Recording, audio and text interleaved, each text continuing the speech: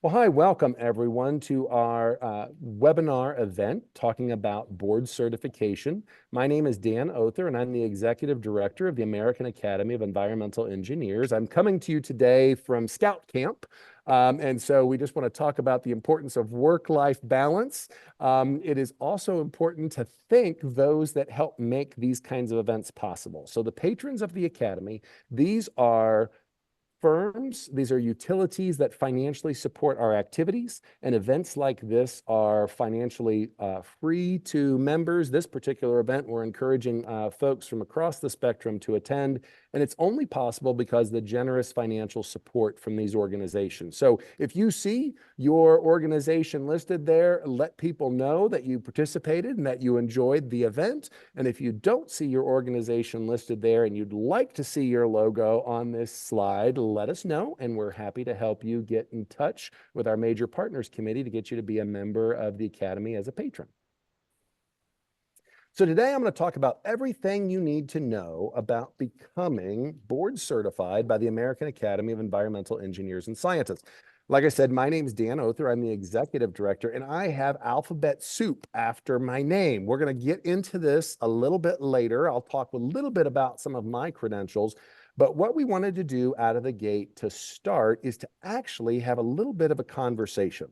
And so we've got an individual who's already agreed to be here with me this morning and to have a little bit of this conversation. And so I am going to say, Rhonda, welcome. So glad to have you here. Can you tell us a little bit about yourself? Thank you. Yeah, absolutely. Rhonda Abushwan. I work with the Orange County Sanitation District. Academically, I am a chemical engineer with graduate studies in environmental sciences and policy. I've been with the Orange County Sanitation District for a little over 15 years. And I've been in the water, wastewater sector, performing environmental compliance, regulatory advocacy for the breadth of my career for about 20 years now, 21 years now. So that's a little bit of background about me professionally and academically. And then I also have my professional certifications in project management, my PMP, and my energy management, my CEM. Awesome. And And then you're here to learn more about this, right? that's right, correct. Yes, and actively pursuing my BCES. Absolutely correct. Perfect, perfect. And so we're all like perking up because we're like, okay, so here's Rhonda, accomplished professional with some credentials already, looking at board certification, environmental science. And so Rhonda's a little bit of our test case in a sense. Once we get done with our presentation today, we'll come back and be like, hey, Rhonda, what are some of your kinds of questions? And the idea there is to break the ice and make it easier for folks. Rhonda, thank you so much for kind of being a little bit of the guinea pig for us for being able to do this. Should we show Rhonda some appreciation? I think it's a lot to be the person who's put on the spot. Thank you, Rhonda, so much. First thing that I want to take you to is the Academy website, which is available at AAEES.org, and it is a highly information-rich website. One of the things that you'll notice immediately here is that there is a tab to join, and it says to become a member of the Academy, to become board certified, or to look at international membership. The Academy membership is open to individuals around the world. We are the American Academy of Environmental Engineers and Scientists, but we do invite membership from around the world. And we do have a cost schedule that follows the World Bank: high, medium, high, medium, low, and low income countries. So we do tier our fees based on that schedule. And so the thing that you might be interested in is this tab that says Become Board Certified. And it's got a lot of the details that we're going to be covering today. So if you're going to leave here with kind of like any one tab that you might drop back to on the Academy webpage that has a good summary of everything, you're going to look at this tab that says Join. You're going to go down to where it says Become Board Certified, and it's going to have a lot of the details that you need. So that's just to help orient you where this is coming from.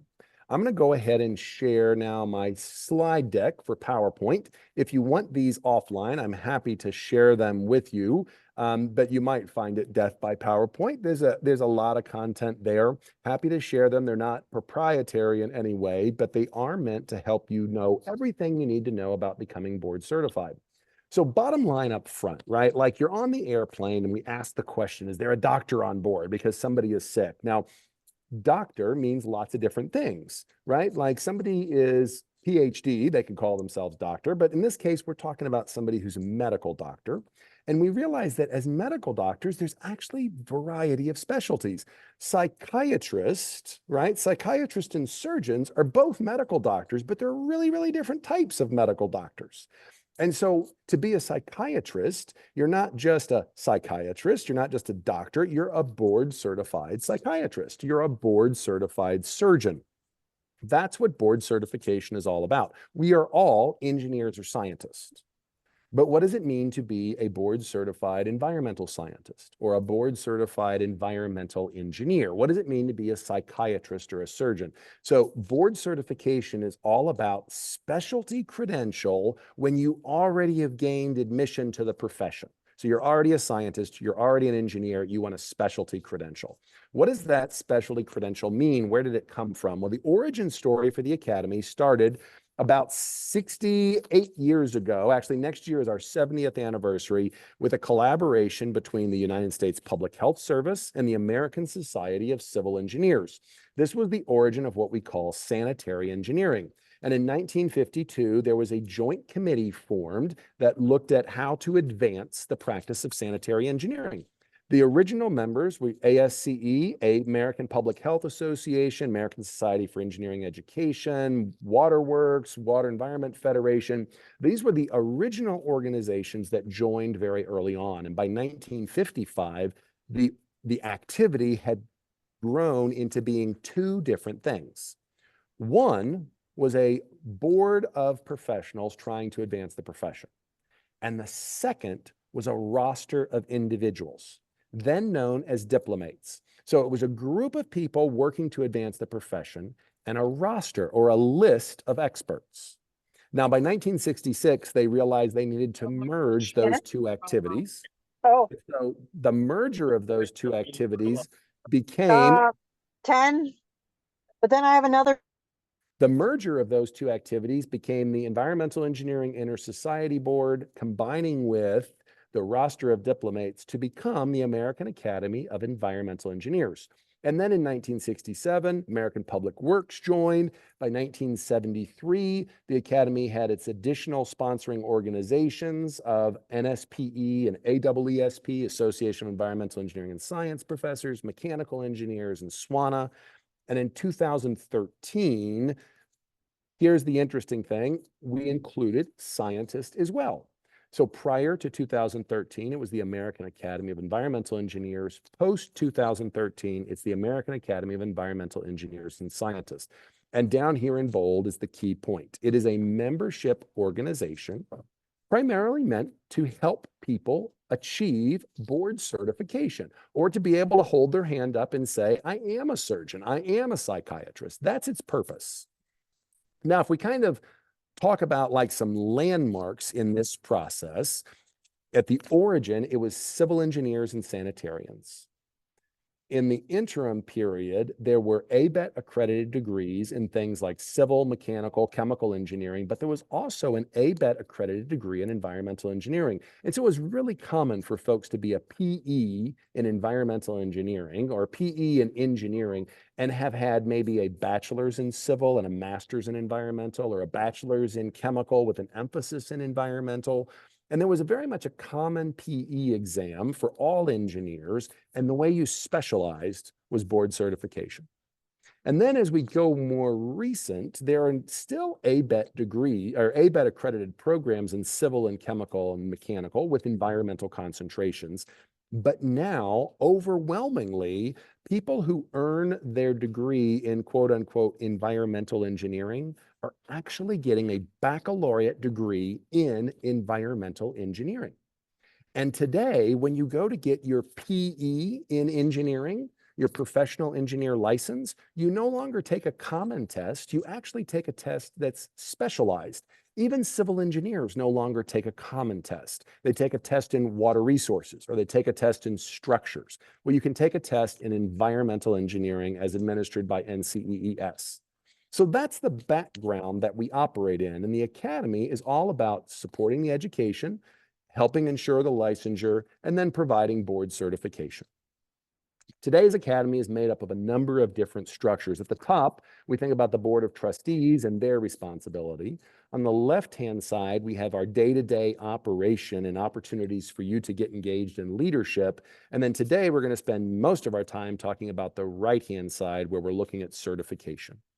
So the Board of Trustees, their job, using the bylaws and our policy and procedure manual, is to make sure that they've got final responsibility for the organization. They meet 4 times a year, the first month of each quarter, January, etc.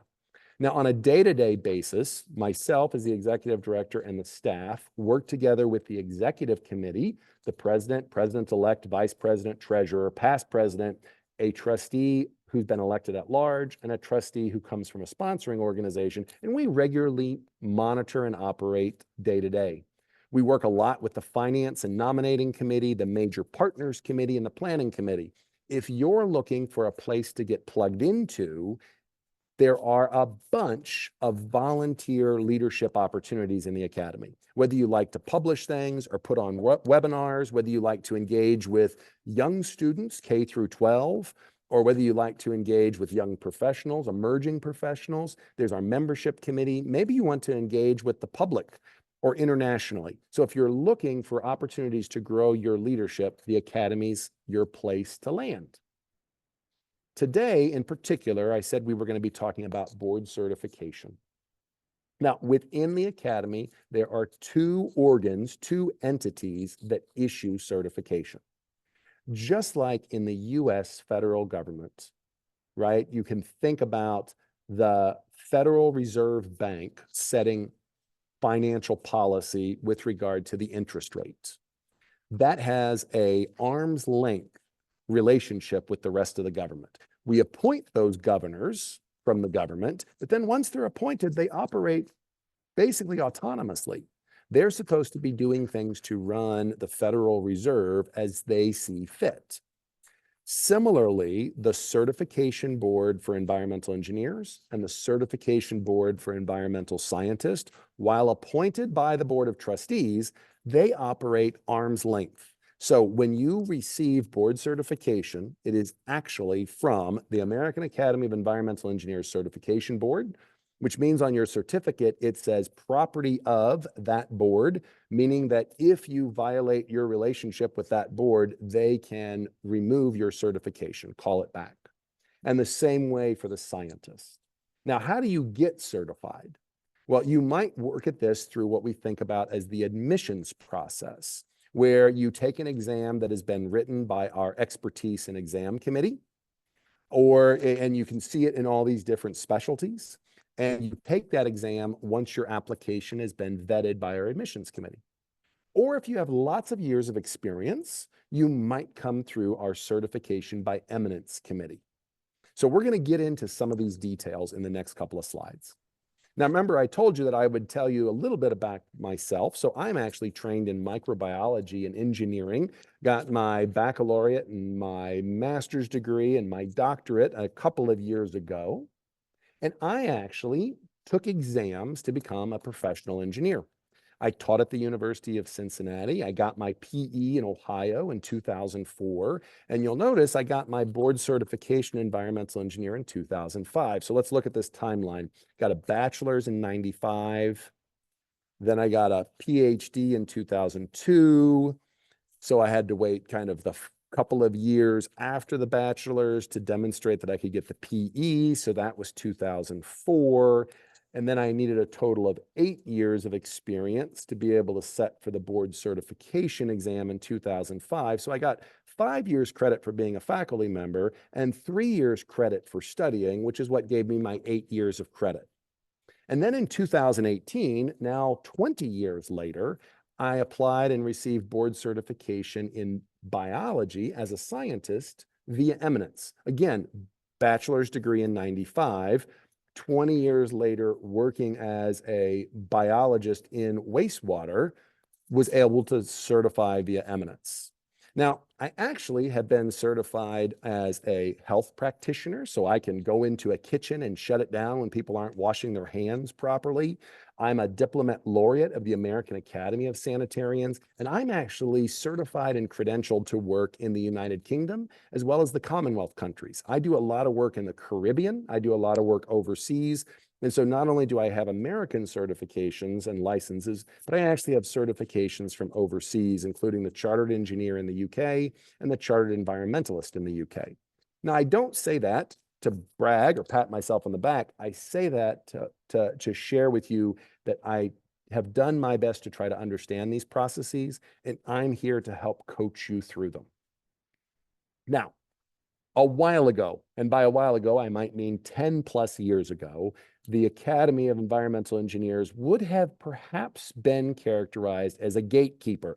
This is a meme that I borrow from the Fellowship of the Rings, right? You shall not pass. You can only be board certified if we say you're there, and we are just here to judge you. And that wasn't wrong or bad. It's just, it was a model that worked for many decades. The current model is different. The current model is to be a mentor of sorts. And so the idea now, borrowing a meme from The Office, is that the rising tide lifts all boats. For those of you that have ever watched The Office, you could immediately understand why somebody like Dwight Schrute would say false, sunken boats are unaffected by tides, right? But the idea here is that the purpose of the Academy, yes, there is a judgment, are you board certified? But we exist to help you achieve board certification. So what does that mean? It means if you're a student, if you're enrolled as a bachelor student, a graduate student, a master's student, a part-time student, a full-time, if you're a student studying environmental engineering, chemical engineering, civil engineering, biology, chemistry, aerosol science, microbiology, right? You are eligible to sign up for free. And we want you to be a student member. So undergrad, grad, overseas, part-time, civil, chemical, free student membership. What about I finished? I'm no longer a student. Well, we give you 1 year of free membership as a graduation gift when you finish up being a student. And then after that, we want folks to be members of the Academy. A lot of people think that the only way you can be a part of the Academy is to be board certified, and that's just not true. You can be a member for 125, and this is anyone who has graduated, point 1, and is now working or teaching in the field, point 2. And I have this, wow, I didn't know that, because a lot of people don't realize it. They don't realize they can sign up for $125 a year and be part of the Who's Who directory, that they can attend all the webinars for free. There are a huge number of member benefits for $125 a year. Now, you got your bachelor's degree, you're working in a field, you pay us $125, we check out your degree, you're a member. At some point in time, you might want to become board certified, and we would encourage you to pursue that. Now, if you're a licensed engineer, you need 8 years of experience, 4 of which are in responsible charge. And if you're a scientist, you need 8 years experience, 4 of which are in responsible charge, which of course begs the question, what is responsible charge? So from the NCEES model law, responsible charge is direct control and supervision of engineering work. What does that mean? Well, it means, yes, you're sitting in your cubicle doing your work, but now there's a few other people in the cubicles around you doing their work, and you're looking over their shoulder. It does not mean that you reviewed their drafts or documents without any involvement. So this is not stamp factories where a bunch of people send you their work and you're the one PE and you stamp it all. That is not responsible charge. Responsible charge means you are involved in engineering at a level where you're providing supervision. The same deal for the scientist. What would that look like? Maybe you're working in a quality assurance lab and you're doing testing. Well, that would not be responsible charge. Maybe you're in charge of quality assurance, or you're in charge of certification and training for the lab, as well as doing work yourself. Now you're in the space of responsible charge. So if you are a graduate student, you get 12 months of credit of work experience. If you were a PhD, you get 24 additional months. So in achieving that 8 years of work experience, 3 years can come from a PhD, or 1 year can come from getting your master's degree. Again, you wouldn't have been responsible charge during that time as a student. And so your 4 years of responsible charge is generally coming from when you're out working. For me, it was to be a faculty member. For one of you, it might be that you're in charge of a group, or you're mid-level management, or you're working your way up the process. If you have more than 16 years of experience, now you can request the opportunity to waive the written exam because of the vast experience you have. But you still have to take our oral exam. If you have at least 20 years of experience, you might be able to follow the eminence pathway. But that 20 years of experience is not just I've been working for 20 years, it's that I am eminent in my work. And so the bar is very high to achieve eminence. And I'm not saying that all of you aren't eminent, I'm saying it's a high bar. So if we look at this focus here on Academy Board certification, and we look at the process, I hope that that's helped to demystify some of it. But I do recognize you're like, Dan, okay, I'm lost. What exactly are you talking about? Let's take a common example. We want to first emphasize that the Academy is inclusive. We're here to support you on your journey. Your path may not look like this path. That doesn't mean you're not welcome. It means that we're going to find ways to map your path into our criteria for becoming a member. So let's just look at a typical path, right?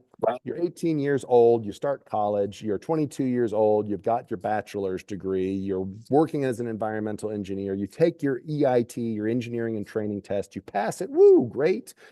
In fact, you can actually take those tests right away now, right when you graduate. You don't have to wait to take them. So if you've ever thought like, hey, I've got a young family member that's in that space, and should they take those tests right away? Yeah, take them right away. You can take them right after you graduate.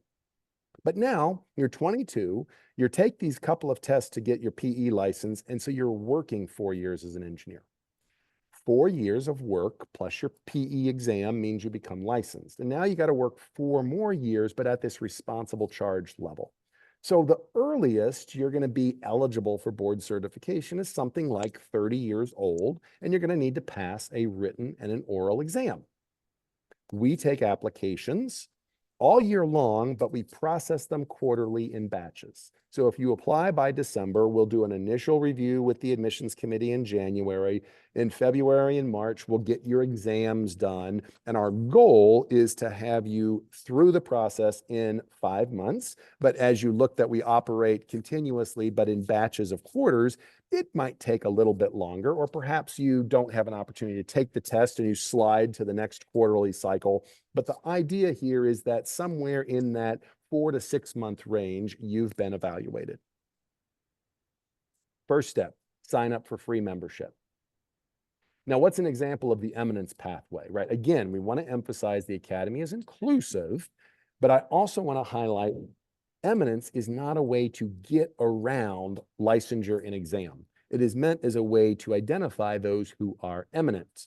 And so let's say you're 18 to 22 years old, you get your degree, you're 22 years old, you pass the exam, you work for 4 years, and now you work for 20 years. So now you're looking at somebody who's in their early 40s, and 10 of those years are in responsible charge. You might be able to pursue the eminence pathway, but you need to have been a published author. You need to have won a national or international award. You need to have risen up in your organization to a position of eminence. That doesn't mean that you have to be senior vice president, but it does mean that you need to have been a position that's above kind of line level management. You need to be eminent. So it's not a pathway around. It is to recognize those have achieved eminence as comparable to those that are taking a written and oral exam. We take those applications all year long, but twice a year is when they're evaluated. So we look at those essentially in January. We look at those then again in June. And so it's about a 7-month turnaround time before you find out that you are board certified via eminence. Again, the first step though, sign up for free membership. So here's some common questions, right? Hey, Dan, some of my academic work is overseas. Can I be part of the academy? Absolutely. ABET and NCES have a process for helping to evaluate overseas education. Work experience must be, supervisory, in responsible charge. The eminence pathway is one way to do it, but just become a member first and then let's work with you. Dan, I've got a degree in engineering, but I don't practice engineering. I practice science. Can I be a scientist with an engineering degree? Yes. All right. I have a degree in engineering, but I never got my license. Do I have to go back and get it? Well, yes, except if you're eminent, you can apply for eminence certification. And the way to access that without a license is that you would be identified as a board certified environmental engineering member, or BCEEM. The reason why we have BCEE, environmental engineers, and BCEEM, environmental engineering members, is that our board certified environmental engineers are required to have a PE license. Do I need a license to pursue the scientist pathway? No.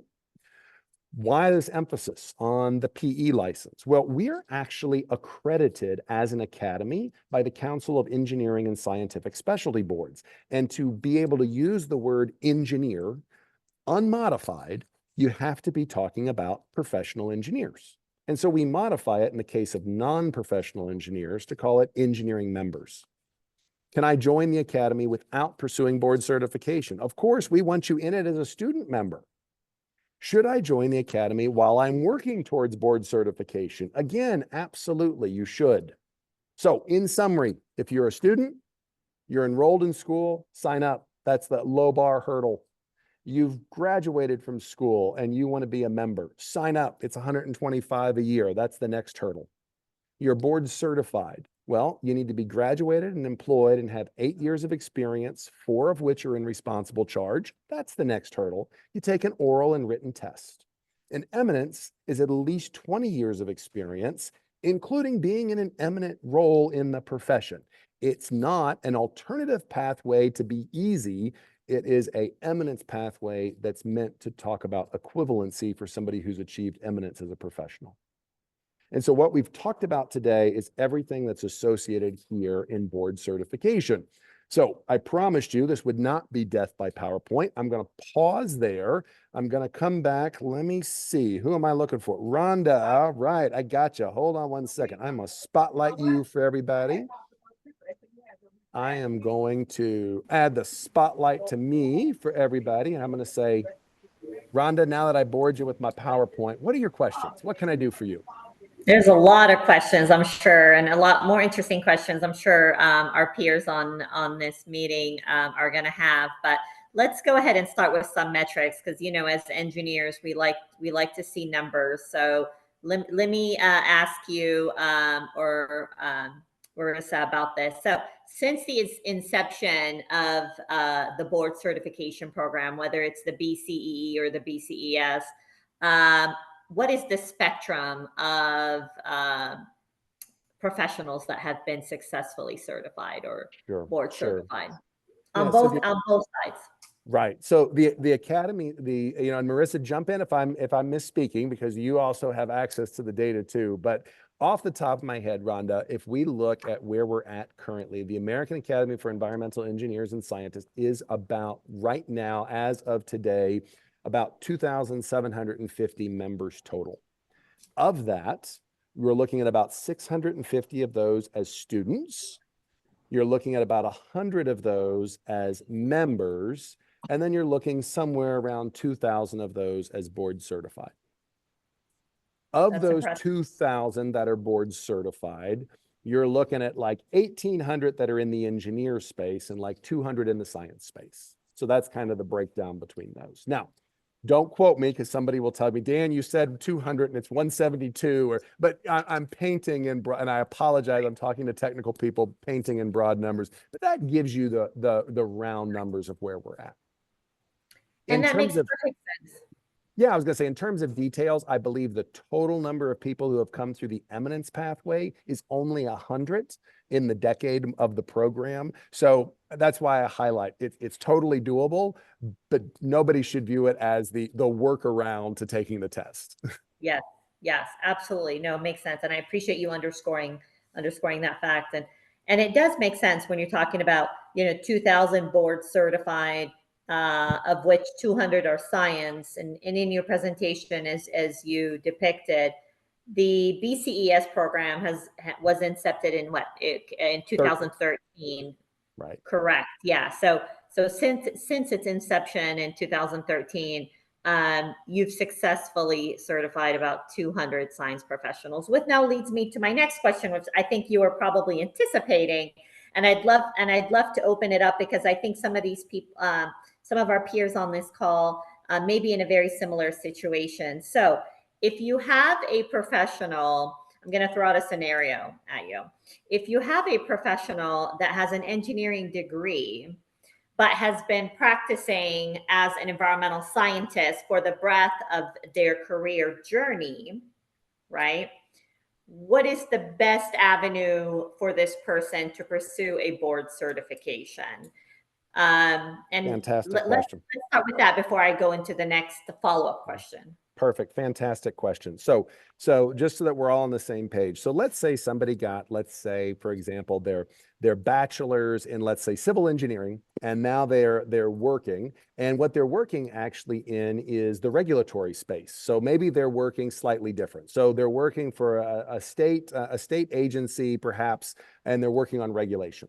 And they're saying, I'm doing things that are clearly in the environment space, but it's much more environmental regulation. And the regulations I'm doing are actually looking at some quality assurance space that comes more in the science area, because I'm looking at, are these labs working properly?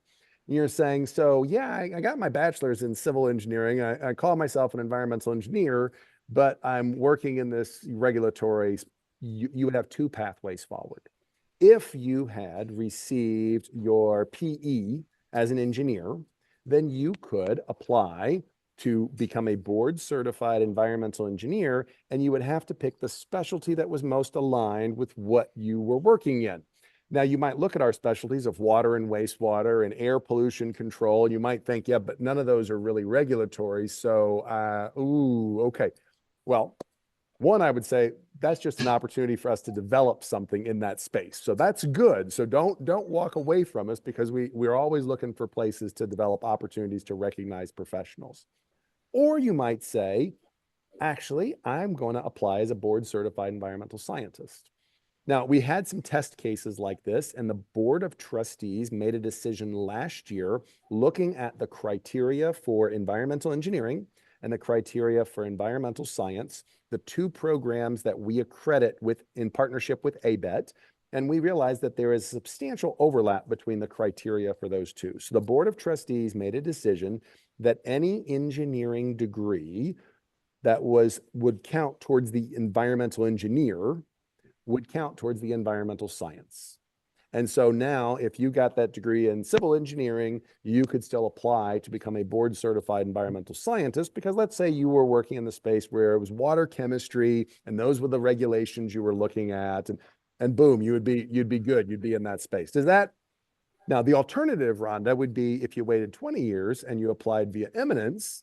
Well, then the degree in the area is more flexible, but again, you've got to be in that eminent place. Now, if you've got individual personalized questions, like here's my background, which specialty should I try to put myself into? Like I said, one is we're always looking for places where there is a market with an unmet need. So if you've got an idea, we want to hear it.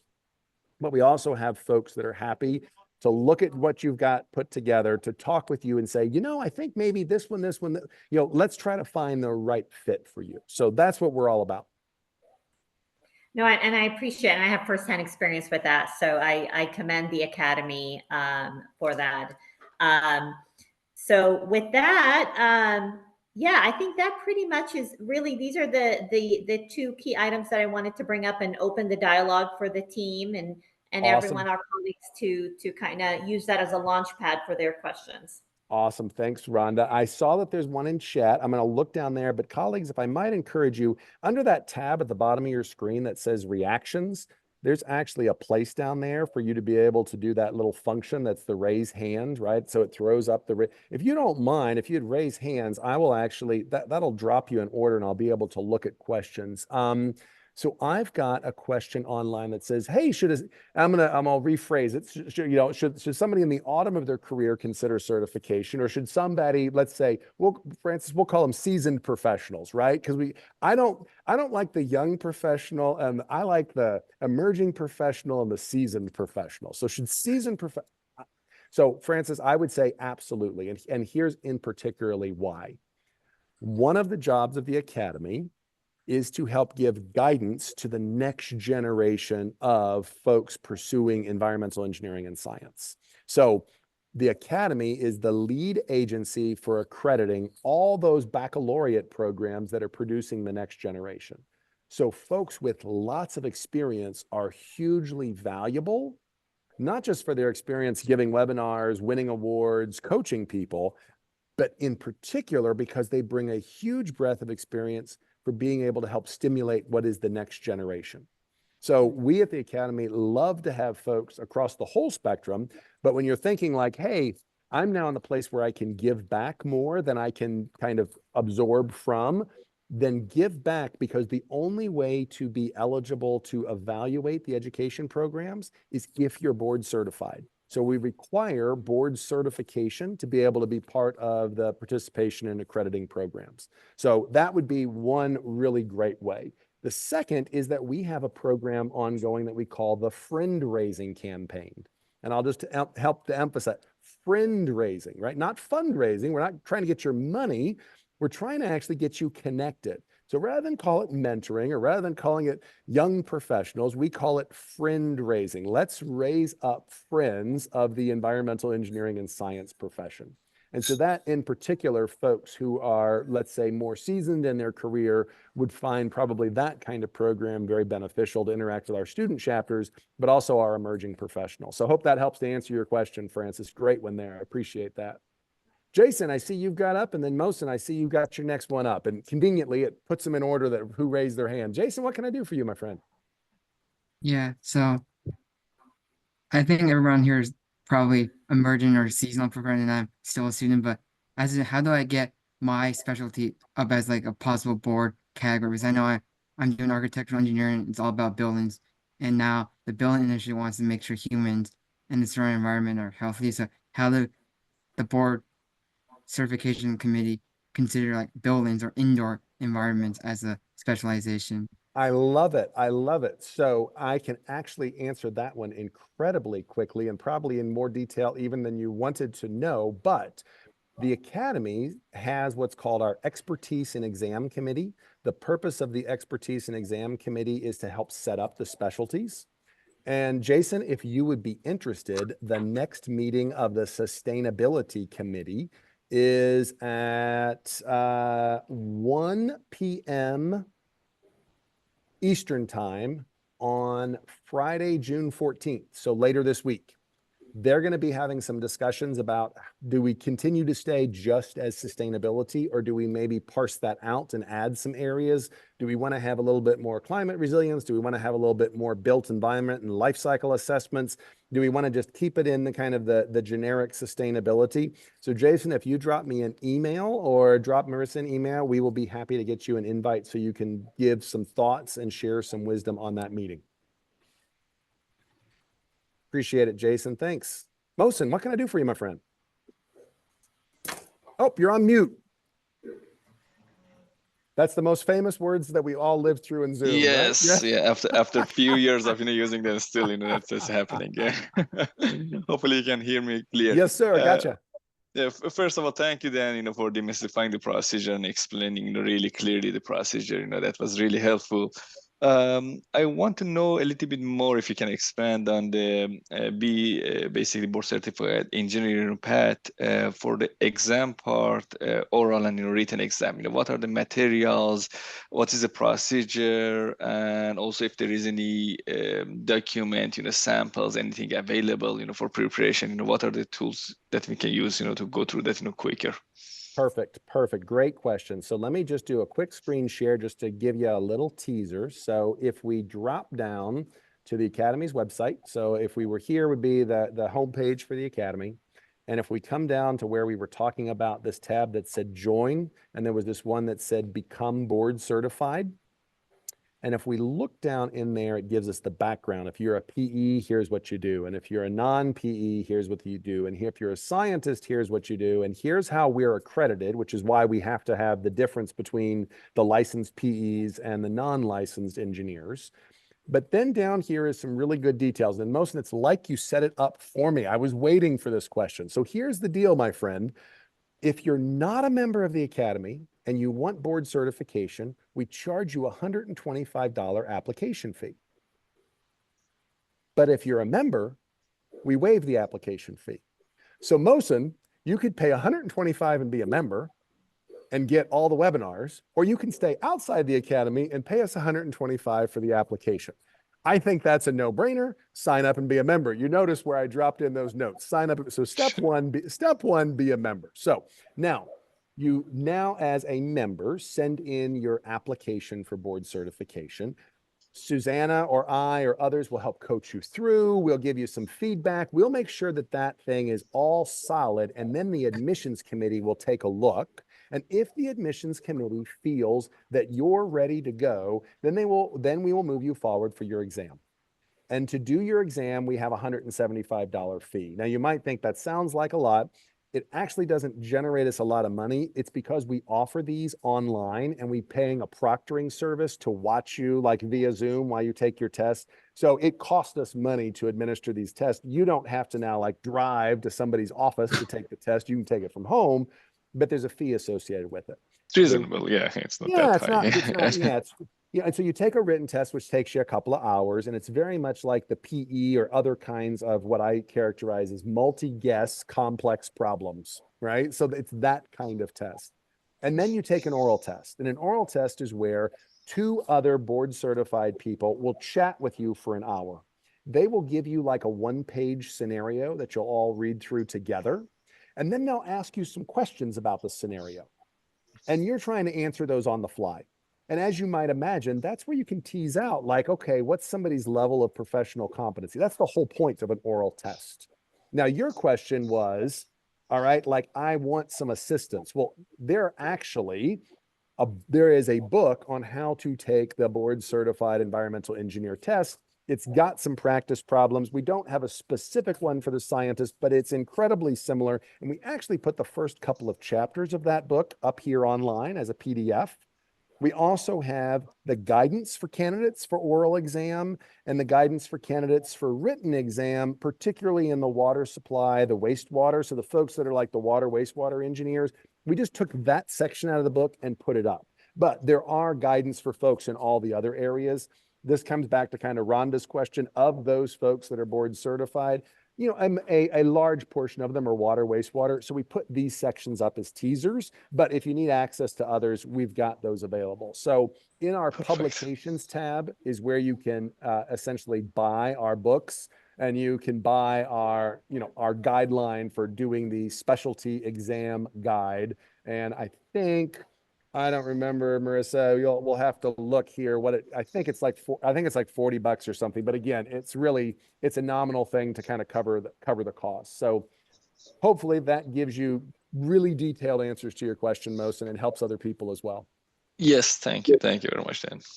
What can I do if folks want to pop any hands up again there? If you look down, you can throw it in chat if that's easier, or if you go down to where it says your reactions. If you throw a hand up, that'll put folks in order, like it highlights that for me, and that makes it easy. If you're on a device or you're having trouble finding it, it's no problem. Just wave to us or go ahead and speak up, and we'll take them in order. Any questions? Oh, yes. Heather, what can I do for you?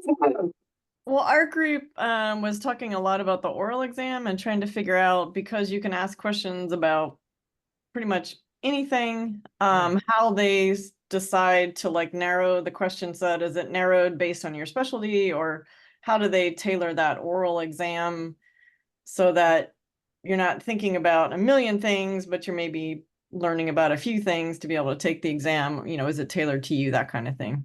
Perfect. Great question. Okay. So the oral exams, so let me take one step up and make sure that we're all on the same page. So the Academy has a document that's referred to as our body of knowledge document. We wrote that in 2009, and it set out the kind of the breadth of what it is to practice in environmental engineering. We've got a working document for environmental science, and so we have those two documents, and we can use those to be able to. Oh, Around got it. All right, found it. And we use that to get a little bit of kind of this to set the stage, right? Then a committee of experts that have that specialty certification already get together and write the test questions. So Heather, I'll give you like, I've been setting in on our site remediation specialty. Let me give you kind of a flavor of a question. It would be a scenario. You have been hired as a consultant by such and such public entity, and they are looking at redeveloping some brownfield, and historically there had been XYZ industries on this site. Here are some test data that have come from what is available on the site, and this is some of the things that are going to be going on. You are going to appear at a meeting of the board of directors of the utility to answer some of their questions. And then, okay, so then to prepare for the meeting, right? So now here would then be the oral exam questions. Given the initial description of the site and the data you already have, what additional data would you seek to be prepared for the meeting? And so, of course, if you were in the site remediation and thinking about brownfield redevelopment, and there was something like chlorinated solvents there, you might be interested in, what does the groundwater profile look like? Is it super porous? Is it moving quick? Is it oxygenated? Is it anaerobic? You'd be interested. Are there monitoring wells already there? What does it look like in terms of like, could I do a pump and treat? Can I do an in situ bioremediation? Can I put a fence up and leave it because the site's large enough? So I might be asking stuff like, what's the total acreage? What's around it? And so the space that the oral examiners are working with you or looking for you to address is, how would an engineer or scientist set themselves up to be able to work through that scenario?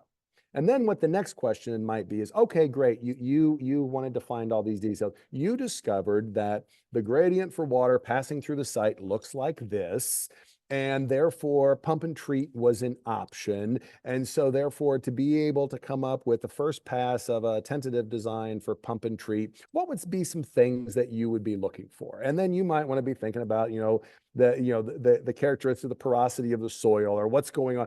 What about the compound that you're looking at? Do you know its octanol water coefficient, right? And so it's not that we're looking for you to have memorized particular numbers as much as for you to be able to have a thought process to work through it.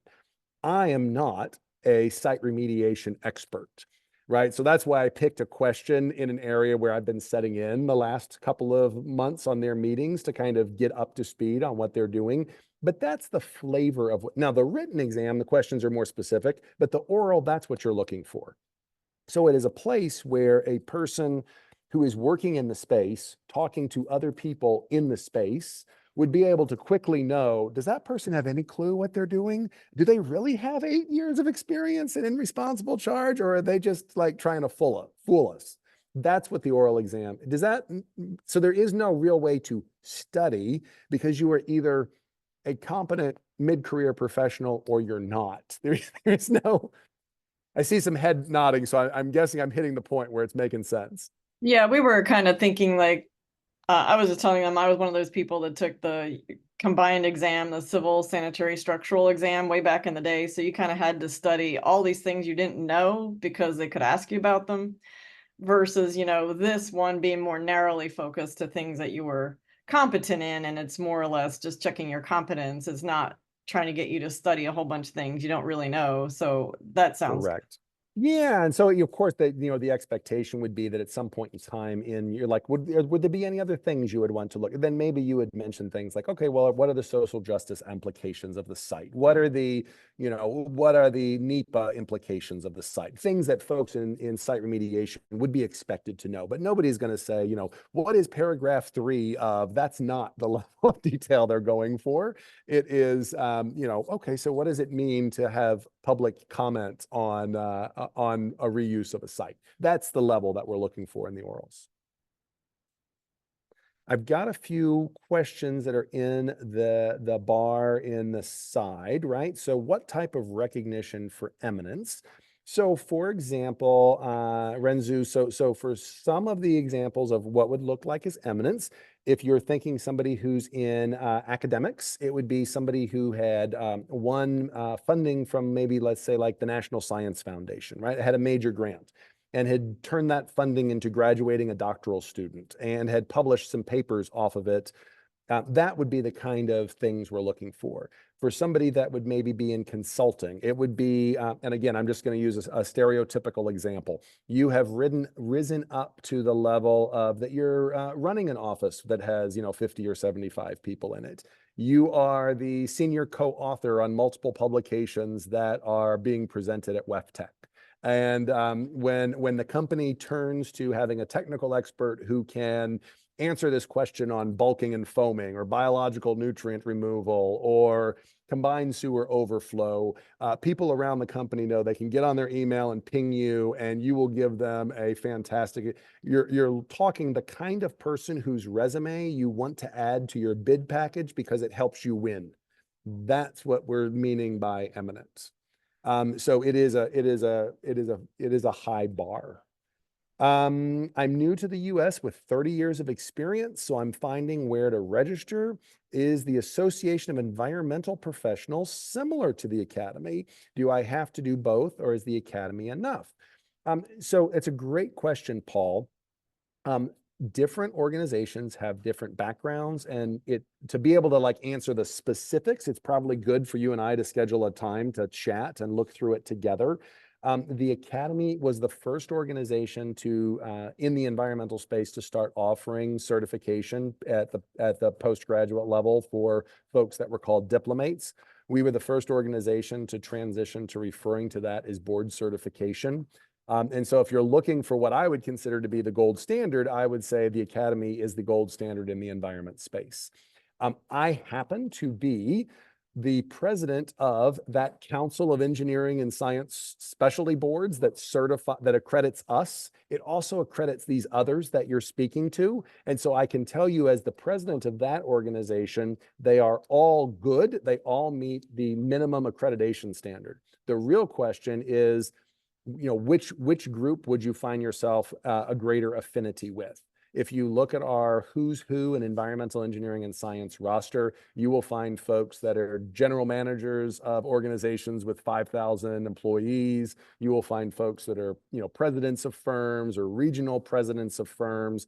And you will also find folks that are, substantially above, line management. So it is a very, very well recognized, well respected credential. And you'll find folks that are, that are working in the technical space, in the engineering or science kind of cubicle farm or laboratory. So it's not that it's exclusive to the folks at the top end of the food chain, but the folks at the top end of the food chain do hold this credential. And so there is value and recognition in it. So I hope that helps to answer your question. But I am always available to meet with people one-on-one and chat through and try to figure out round peg, square hole and how to make it fit. What are the statistics for the BCES international membership, and what support is out there for the international community? So we actually have a committee for international, well done, that is actually there to be able to help support. And so Ganeshwar Gude, who is one of our trustees on our board and is our sponsoring organization trustee for the American Society for Engineering Education, chairs our international committee. Happy to put you in touch directly with Professor Gude to be able to get you some one-on-one support. We do have a number of international members. I keep track of a lot of those folks through things like LinkedIn. Great way for people international to be able to stay engaged and track and stay attentive. Your question here is, are there written exams based on US standards or international standards? And I will tell you, we actually try not to incorporate standards in our exams. So what I mean by that is, let's say you were in Germany where they don't worry about residual chlorination the same way we push in the United States, right?